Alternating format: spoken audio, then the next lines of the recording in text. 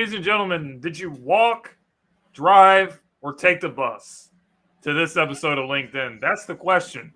So, we're here to talk about week one. We're here to talk about the expectations for the Eagles for the season, coming off the Super Bowl loss. What can the Eagles do? Can they get back and win it? It's a lot of questions that's going to be answered about the team starting on this Sunday. I'm here with my co-host, Lindy. Lindy, what's up, bro? How you doing tonight? Could be a little better. My daily driver is going through another electrical issue that came on sudden. So, yeah, and I'm about 11 months from paying it off. So I got to decide whether I am going to keep it or not. Big decision. Yeah, it is. So, but we got Eagles football. Maybe Lindy is going to be taking the bus. We don't know. Speaking of which, this is a good way to get into our first topic, first discussion for tonight. Woo! Oh, man. Jonathan Gannon saying that I'm the reason that the Eagles lost the Super Bowl. Like, really, man? Like, yeah, I didn't even really want to talk about this tonight, but we might as well. He's your favorite person. Might as well. What's good, NFL Reality Check? Thank you for tuning into the show tonight. So, guys, we know you're the reason that we lost the Super Bowl. Or the Eagles lost the Super Bowl. I got to be a professional before I'm a fan. But, dude, really? I just, every time a word comes out of his mouth, it just makes me hate him even more than I did before, which I didn't think was possible. But he's managed to do it. So my thoughts are pretty much that, yeah, you are the reason that the team lost the Super Bowl. You made absolutely no adjustments. It's very surprising that you got a job as a head coach. Let's be honest. And the Cardinals are not really known for being a great organization. Let's keep it 100. Let's keep it 100. How many teams would actually give him an interview? Not a lot, but a team that's literally trying to tank and has been actively known for trying to tank just so happen to be the one team that's going to give you an opportunity. And I think if you watch the Super Bowl, it was pretty obvious that he sold. It was pretty obvious that he had his mind on other things. His mind was not on trying to help the team win a championship. If it did, then you wouldn't be getting killed by the same play where the receiver goes in motion. They ran the play on one side of the field and they ran on the other side of the field and they scored. Doing the same thing. It's not like they're doing all this crazy razzle-dazzle creative stuff. They're running the same play that's torching you every time and you make no adjustments. So, of course, you're the reason the team won the Super Bowl. So, I just don't know how long this is going to continue having this conversation about this guy. I'm just ready to get the season ongoing, and I really never want to hear this guy's name mentioned again. You will when we have to face them later in the season. Yeah. Not enough. Like Reality Check said, it was his turn to add a bit of sarcasm because, I mean, it's been a conversation going on for such a long time in the off season because it was, I mean, let's face it, it was a heartbreaking loss. Absolutely. But, I guess in a sense, when you have the best AFC team and the best NFC team, the Chiefs were that team to, how can I put it, to give us the ultimate grade, really, as a validation as to how good the Eagles were in making the Super Bowl and facing who we did. Andy Reid, Patrick Mahomes, Travis Kelce. You can just name off everybody in that organization, like the amount of experience, the amount of pedigree, playoff pedigree, and Jonathan G, because, well, I can't say his last name. You have it start out. It was his turn to be sarcastic after seeing report after report. Well, Jalen Hurts is blaming himself, and then somebody else comes in and tries to say, "Oh, it wasn't you." And then you see the next guy trying to take blame for this. This one's taking blame for that. So the Cardinals head coach thought he'd play a little game out of it and put his 2 cents in, if you will, and just be sarcastic about it. It is what it is. He knew what he did, and I don't know. It's like icing on the wrong cake at this point. But he'll see. He'll see. Anyway, he'll be the one having the fire in his gut. I like that name, Jonathan G. I like that name. I think I'm going to use that one. So Jonathan G. We'll see when we see it, but that's pretty much all we got to say about this conversation. So now the season is officially here. The season is officially underway. Last night, Lindy, I don't know if you got to watch any of the game last night, but season's back.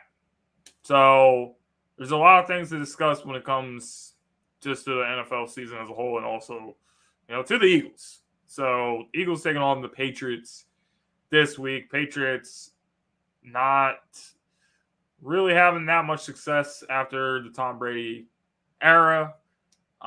So we're just gonna have to see how this goes. But Bill Belichick has all the respect that he's earned in the league. So he had some interesting things to say about the team this week, about the Eagles, about Jalen Hurts, saying that Jalen Hurts is possibly the best player in the league or one of the best players in the league, praising the Eagles defense, how deep they are at pass rush, just being able to rotate guys in and maintain the same level of efficiency, getting after the quarterback. So, Lindy, I'm going to let you start us off with this one since I started the first topic. Lindy, what was your reaction to hearing this high praise coming from a guy like Bill Belichick, and how much does it really mean for a guy like this to speak about someone like Jalen Hurts the way that he did? I'm sure from Jalen's perspective, it does move the needle of confidence a little bit, and I wouldn't be surprised if that was certainly the case. I mean, it's and we were talking about this. We were talking about this in a text conversation, and bringing up the fact that the more Jalen is accomplishing and proving a lot of people wrong, the more positivity you're going to hear about him. And it's well, you know what? I think it's like a lot of these coaches. Well, I think we did make a bit of a mistake in, letting him get as far as he did in the draft, and what the moment in time was in the second round. And you see Philadelphia, who has already paid their starting quarterback, take another one this high, and everybody just brushed it off as if he was selected too high, or this wasn't the destination that he was supposed to go to. And we know of the Chris Sims criticism, and what Dan Orlovsky said in the very beginning, and a bunch of other reporters and analysts that we have receipts for now.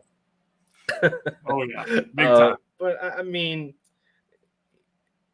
it's there really isn't much else that you can say about it other than this is pretty typical it's pretty typical going into a matchup, let alone the first game of the season, 17th game of the season, 10th game of the season.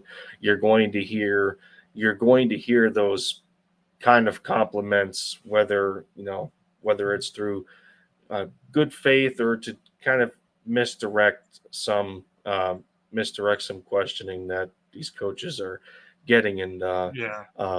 because they all have this master plan that they're going into to have to stop their opponent, and in a lot of cases it stops at the quarterback. So, but it still produces a very high value, especially coming from uh, Bill Belichick, to give these kind of compliments to Jalen. And well, I'm sure he felt the same way last year watching the Eagles dominate and put themselves in the Super Bowl. So, to be quite frank, I'm not really all Yeah. that surprised.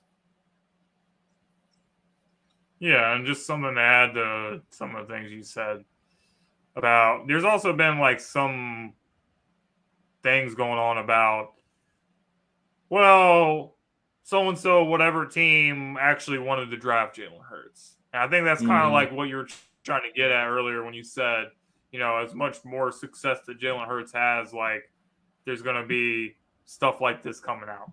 But at some point, I just gotta say, can some of these teams and sources and whoever's putting this information out there, could you guys at least have a little bit of shame? You got Jerry Jones saying stuff about, well, we Yep. actually wanted to draft Jalen Hurts and blah blah blah, and then there's been like something about the Patriots wanted him as well, or they would have considered taking him. Listen, man, nobody was considering taking him, and as you said, at the time the pick was looked at as a reach. It was looked at as a reach. That's what it was. They had paid Wentz, and they didn't really particularly need a quarterback, but they took him anyway. And they would not be in the position that they are now if they hadn't done that. But, before he had his breakout year last year, there was not anything good people were saying about him. They were saying everything that he was a big question mark. As you said, we got receipts for it. So I just kind of laugh when I see all these teams trying to put information out there when they know it's not true. We all know it. So that's how I feel about that. Mm-hmm.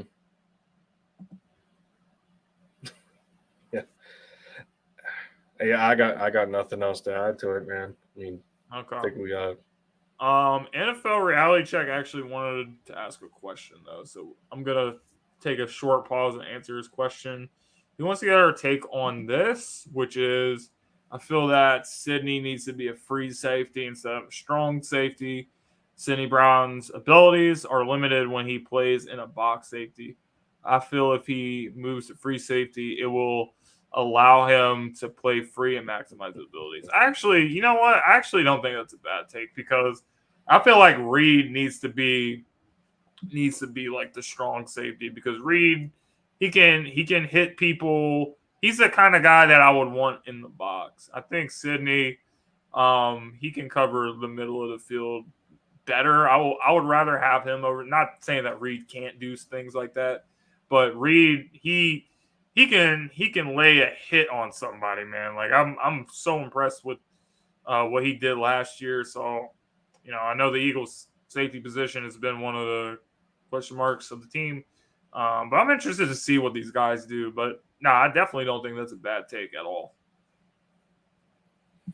No, and this is going to definitely be it's going to be expanded on, experimented. I have faith in Sean Desai putting these guys in places to succeed, much like we thought the same about Jonathan Gagg or Jonathan Gagg. I like that one. I like that one. Using that one you didn't hear it the first time, so I had to use it again. But no, we thought the same thing going into year two, because we gave him a pass, that the level of talent just wasn't there and whatnot. And the position isn't exactly the same, but what is the same to a degree is where your talent pool, or lack thereof, um, kind of changes to a different position group. So, this season, this season, from our opinions at least, we don't think that there is a substantial amount of depth at safety. No. Whereas last year we were still having those questions at the linebacker position, and well, it kind of holds true again. But nonetheless, I think between you having Terrell Edmonds and Reed Blankenship taking that next step and getting more first team snaps, you got Sidney Brown in the mix now. So I think between Reed and Sidney, you got two guys that have some pretty darn good closing speed, and I think they're in a good position where the two of them can learn off of each other because they seem to have similar tendencies. And I think the good part here is that they're growing at the same time. Yeah. So it leads to a healthy comparison as, oh, okay, well, you ended up doing this at this point in the game, this down and distance. I know why you did it. I'm going to try and implement that when I'm on the field, this, that, and the third. So yeah, I'm am I worried about the free safety to strong safety switch right now? No. I want to see game film in the regular season because there's a developmental time between training camp and especially preseason games, but those regular season matchups are going to be the most valuable in terms of growth, and I'll wait till then to see, but right now I'm not too worried about it just yet. Yeah, absolutely. So good question. And then we got Joey Shakes wants to say hello in the comments. What's up, Joey Shakes? He says the revenge tour is going to begin. And he also says Lindy keeps his Mavericks and Braves gear away from the Eagles gear. Nice. So, had to throw that jab in there. So it's only appropriate. Okay, yeah, definitely a good question though. Appreciate the question. So let's talk about the game. Let's talk about the moment we've been waiting for, which is how's this game gonna go? What are the biggest matchups? What's the most exciting things about this game? I gotta tell you. Looking at all the draft prospects from last year, I was actually really impressed and intrigued by Christian Gonzalez. I had him somewhere on my draft board. I really like his length and size. But matching up with a big receiver like AJ Brown, I think that's a good matchup. AJ has more experience, and I think he's going to give him like a welcome to the NFL moment. But this is a good matchup because I think both of these guys get physical with each other. Both big, strong guys. So I think that's going to be something interesting for me. And then obviously familiar foe Zeke Elliott going to be back. Him and Stevenson, the 1-2 punch. I want to see like what the Eagles D line is going to do against this Patriots run game. If you pretty much shut down the run, I don't see any of their receivers being able to cause too many problems. They got Devontae Parker, they got some guys, but they don't have anybody they can really say, yeah, we really got a game plan for this guy. That's the whole problem with the Patriots. They don't really have a lot of great talent at the skill positions. They don't really develop the skill. They really never have developed the skill positions very well. That's why, even when Tom Brady was there, he just had a bunch of guys. Edelman, let's be honest. If he was playing anywhere else, he's just a guy. Guys like Chris Hogan, just a guy. Deion Branch. None of these guys is really much to be talked about.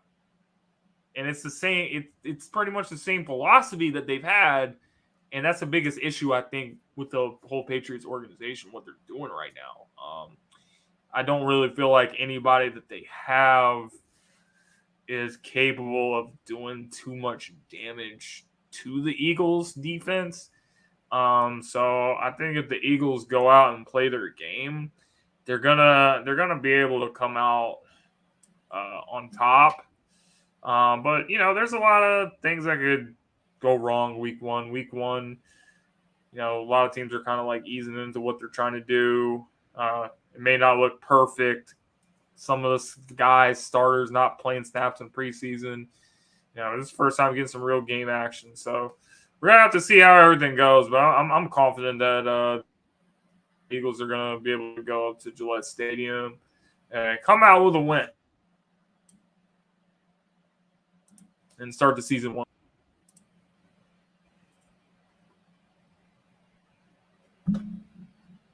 You got anything? Waiting for you.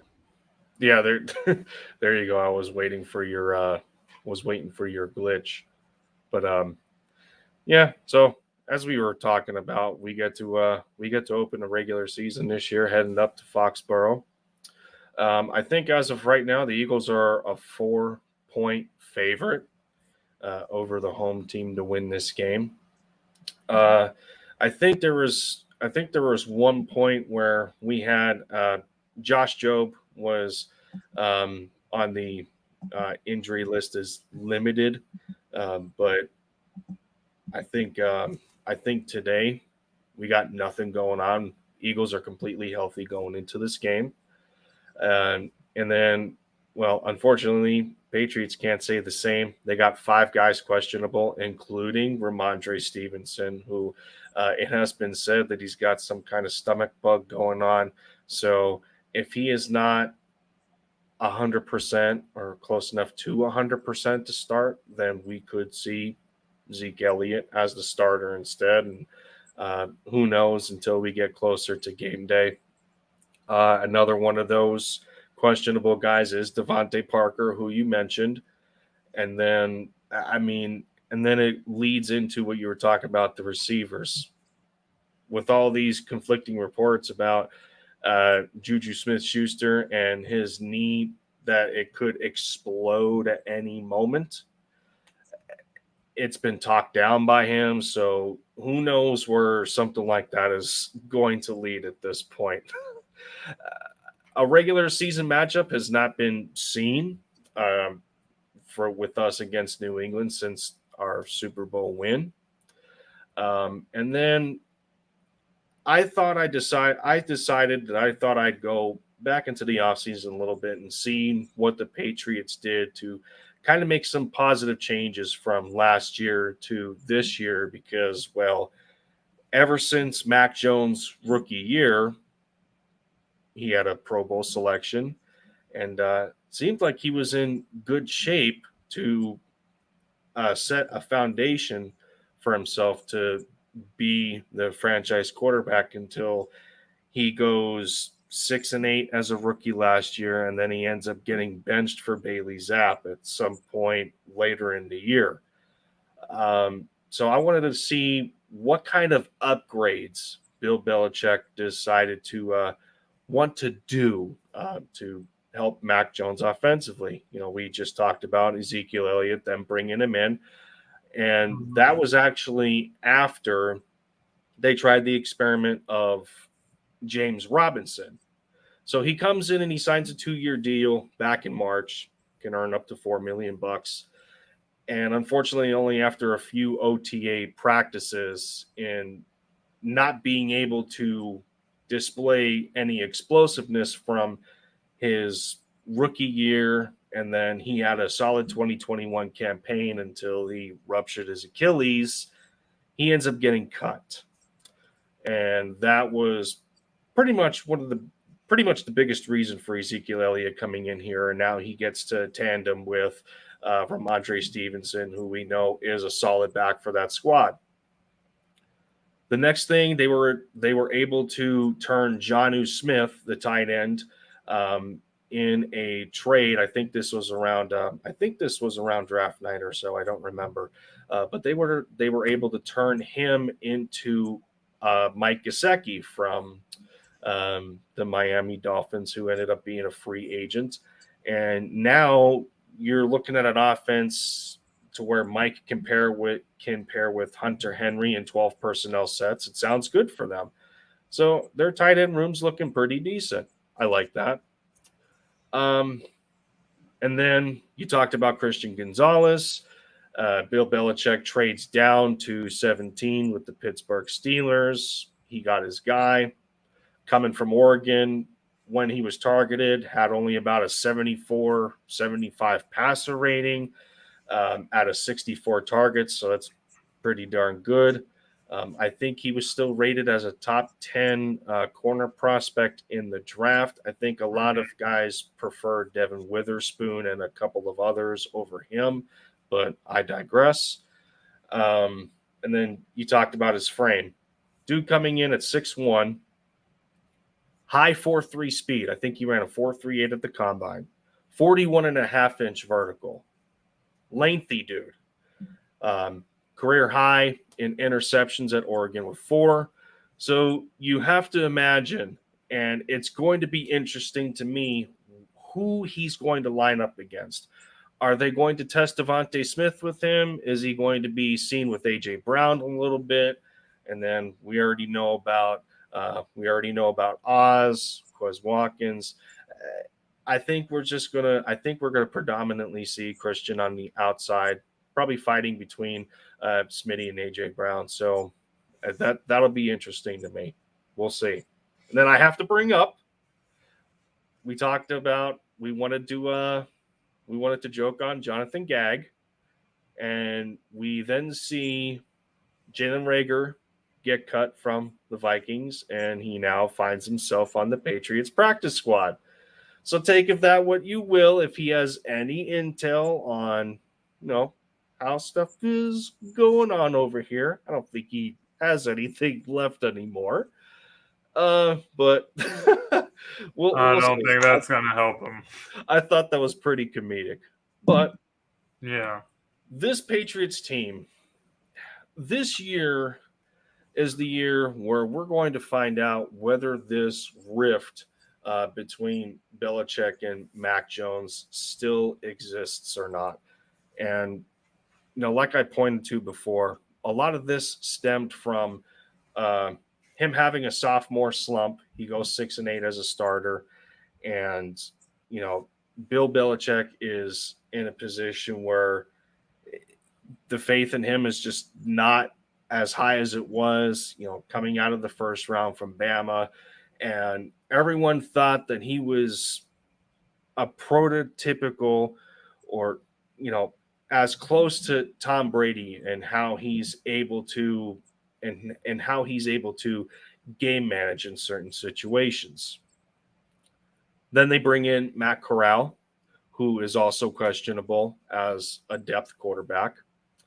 Bailey Zapp, who replaced him at some point last year, is now on the practice squad. So I don't think that's going to haunt him anymore. But nonetheless, we remember hearing reports of maybe Mac Jones possibly getting traded. So yeah, I remember that as well. He's going through that, and then you hear about all this rift kind of situation with him and the head coach. Stuff's being talked down, and then we go in the offseason, and the Patriots do a decent job between their free agency signings and the draft. They did a pretty good job. They got a bit of a better team than they did last year. So now it isn't fair at this point in time to declare anything as whether things have improved or not for this football team. But the result of it going forward is going to be how Mac Jones is able to overcome his disappointing season last year and try to win some of that faith back from Bill Belichick. So, yeah, it's gonna be interesting for them, and this game is where it's going to start against the NFC champions of last year. So how do you see this game coming out? The game itself, I think, is going to entirely depend on how well the Patriots pick up from last year. They were a fringe top 10 defense. They were 11th in points allowed at about 20.4 points per game. A lot of their defensive studs are still there. You got what is it? You still have Jabril Peppers. You still have Matthew Judon. Former Raven. For what it's worth, I think Jalen Mills is still there. So, defensively, they are still in a decent position, but it's how they're going to pick themselves up and start off from last year. They weren't very good. They weren't very good in terms of third down. They were, I think they were bottom 12 in the league at 21st. Their fourth down conversion, they were the second best in the NFL at 37% allowed. Red zone, they weren't very good. So a lot of the defensive bread and butter for the Patriots comes from how well they're able to stop the run.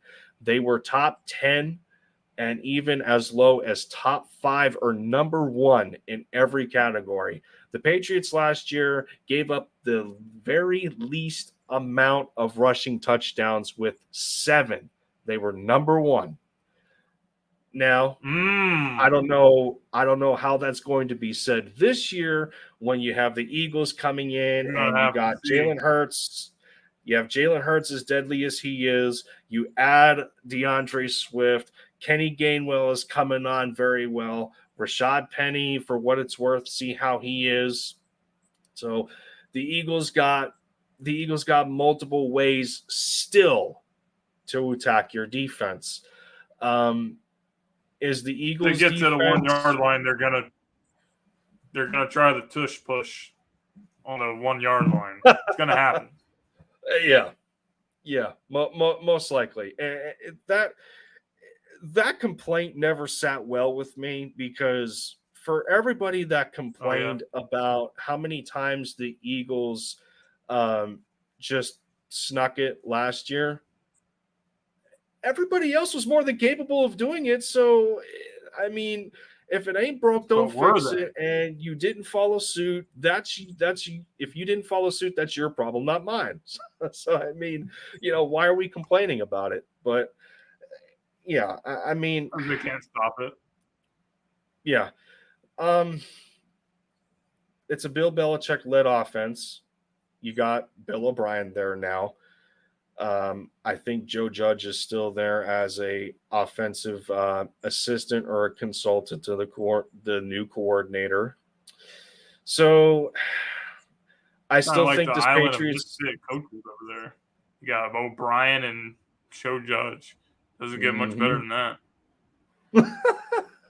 Maybe Gannon will be over there in a couple years. We don't know. You never know. Oh man. Oh yeah, I don't want to think about that.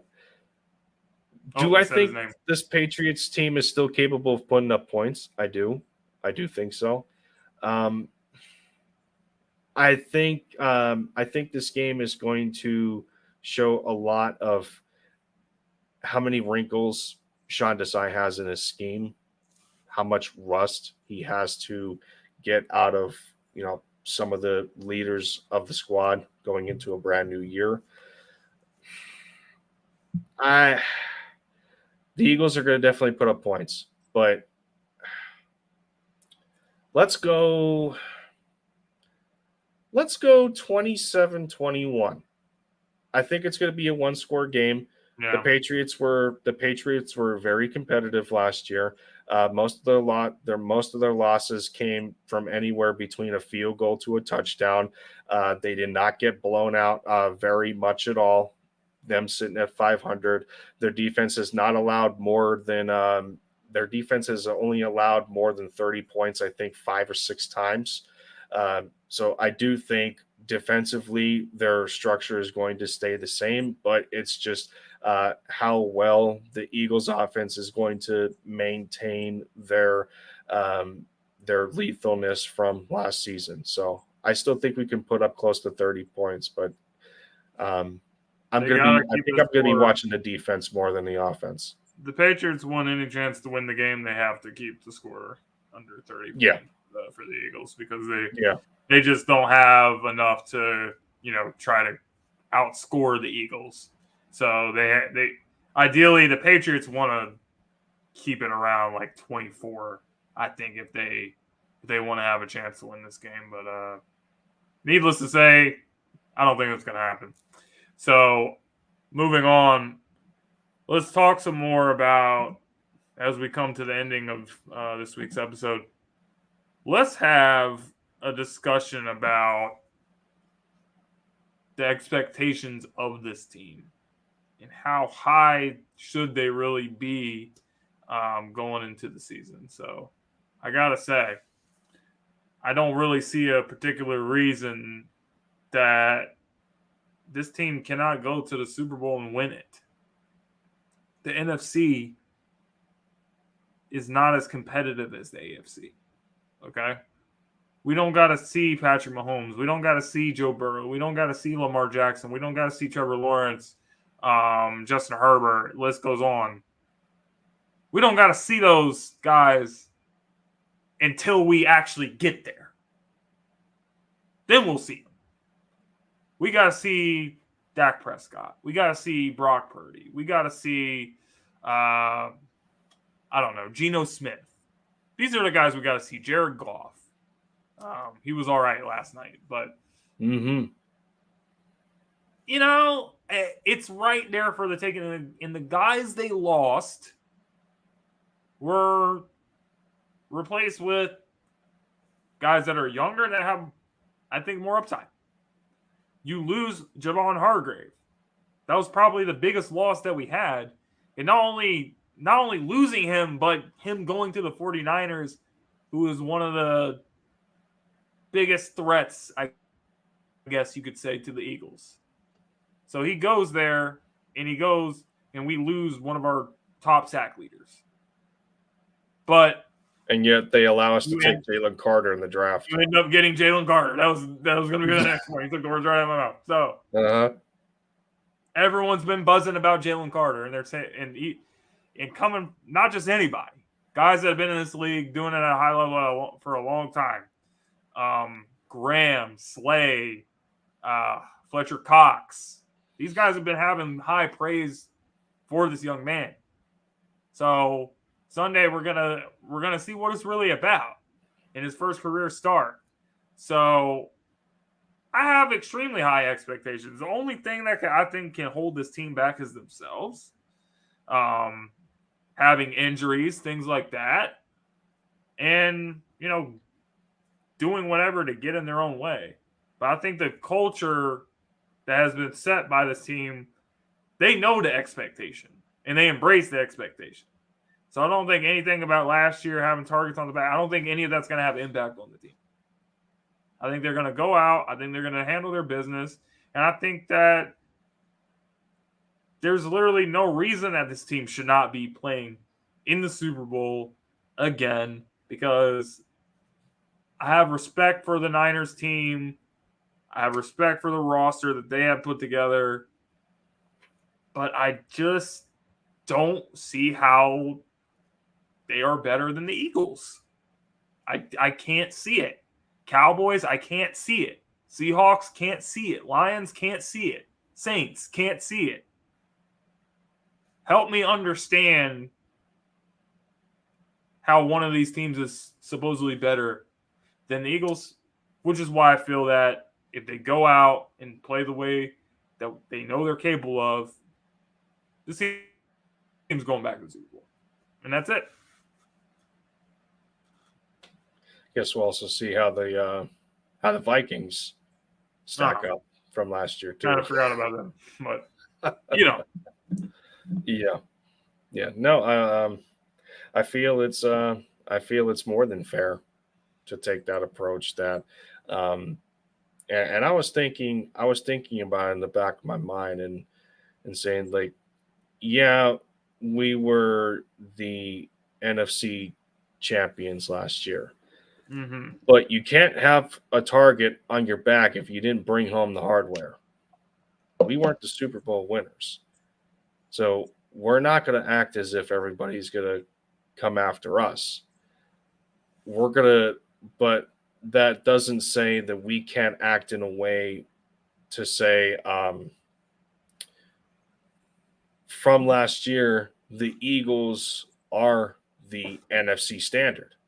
You can't say that because we were the best team last year in that conference. And I feel that that's a little more. I think that's a little more healthy of an approach than trying to say you got a target on your back. Well, you technically don't. You just have to defend the reason as to why you made it last year to the Super Bowl in the first place. And knowing Nick Sirianni as one of the biggest leaders, if not the biggest leader, next to Jalen Hurts for obvious reasons. He gets there. He's crying during the national anthem. You get that emotional just to lose. You have to imagine how much that is eating him alive right now. Going into week one and wanting to pick up where you left off last year and dominating the league. So, and Jonathan Gagg wants to talk about a fire in your gut. We're volcanic. We're absolutely volcanic. We're not going to say it in such a cringe, cheeky way. We got better phrases than that. Much like Nick was busted about his garden analogies. Mm-hmm. Look where that's gotten him. But nonetheless, Who would have thought? Right.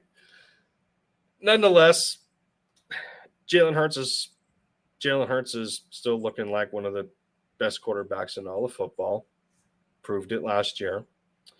Eagles were able to maintain most of their nucleus from last year's squad and added to it, whether it be through the draft or trades or free agency, still having a strong presence that way.